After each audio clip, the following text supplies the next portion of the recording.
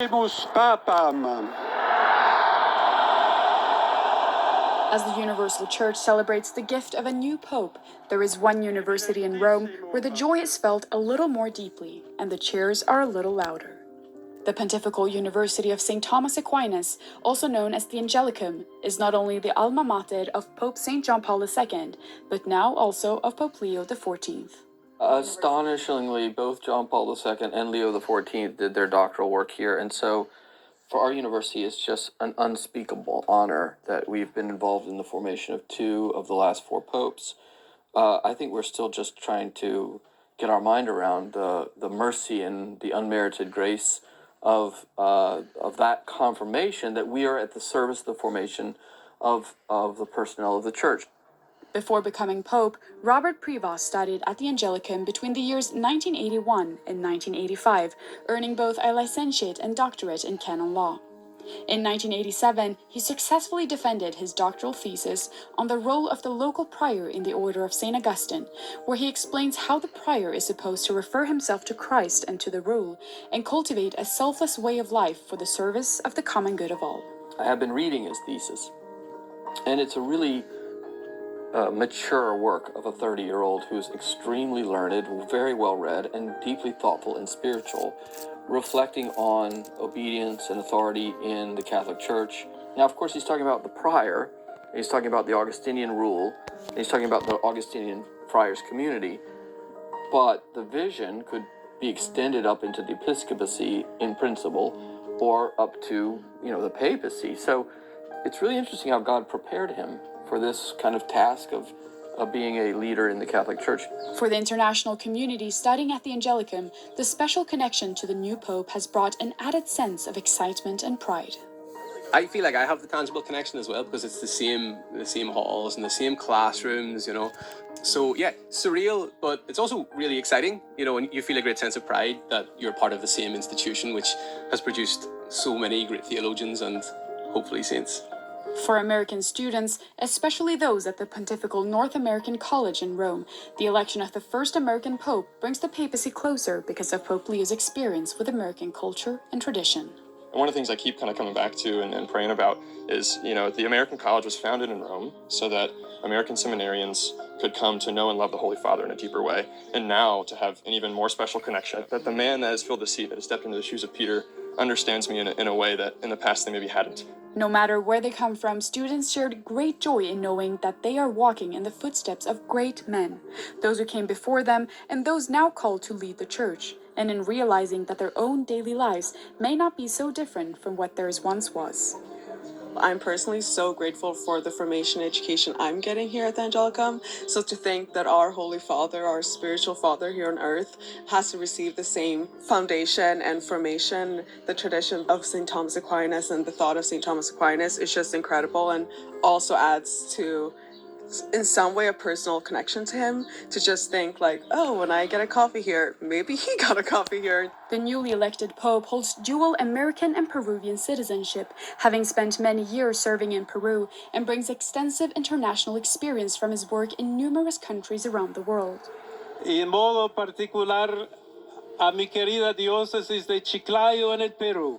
The Pope seems very aware that he's the Pope of the whole Catholic Church and is not tied to any sort of excessive nationalism, and I think that's really important. It's an invitation to reconsider your own national identity in the light of Christ. Rome is home to more than 20 pontifical universities and institutes, which offer ecclesiastical degrees in theology, philosophy, canon law, and related disciplines, serving seminarians, clergy, religious, and lay students from across the globe. Among them, the Angelicum is especially known for its comprehensive English language degree programs, particularly in philosophy and theology. But I do think for us it's obviously just an interesting opportunity, and I would say actually responsibility as the bilingual or English-speaking institution with a lot of American presence to help be a bridge, to facilitate the dissemination of the message of Christ and of Pope Leo XIV to the world in Rome in a language which has, of course, a very important place in the wider culture. For students, the fact that Pope Leo is American is historic, and while his nationality holds little importance compared to the mission and task that lay ahead of him, they hope that his linguistic abilities will bear rich fruit for the Church. First and foremost, we are a universal church, so the nationality doesn't mean that much, but I know when I grew up, there was a German Pope, which was kind of a big deal for us as well, I'd say. And for me, especially throughout my studies, it has been a big deal because he just spoke and wrote in German in his mother tongue and in my mother tongue. So I can expect that he will reach more American people, which is a great thing. The American people have a great influence on Western society and culture nowadays. So there is a great hope with it connected. The connection to having an Anglophone Pope for an Anglophone is something like we don't have this in living memory. Today and every day, let us ask the Lord to open our hearts to His saving word and its power to transform and enrich our lives and enrich the world in which we live.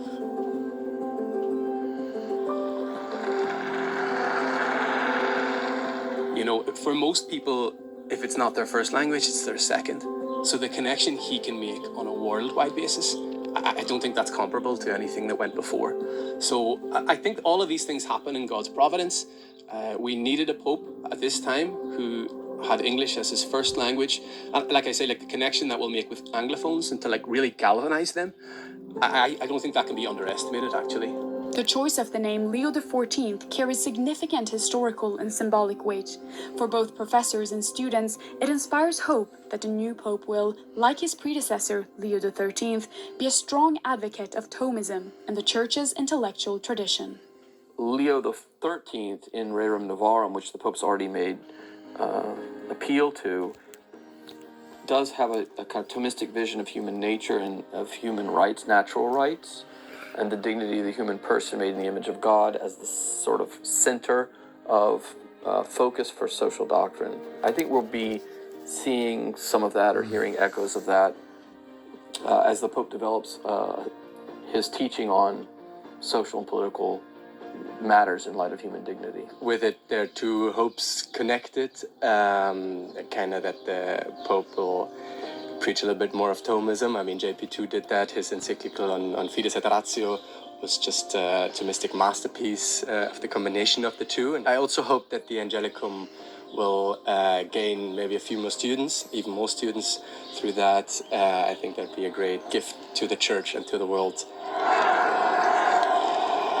This is one of those people who helps you to see the important impact that the Roman universities and Roman institutions have, the role they play in preparing future leaders and, you might say, cultural protagonists who bring the gospel out into the public life of the world. So we're very grateful for that. In Rome, Benedikt Cedergren for EWTN News.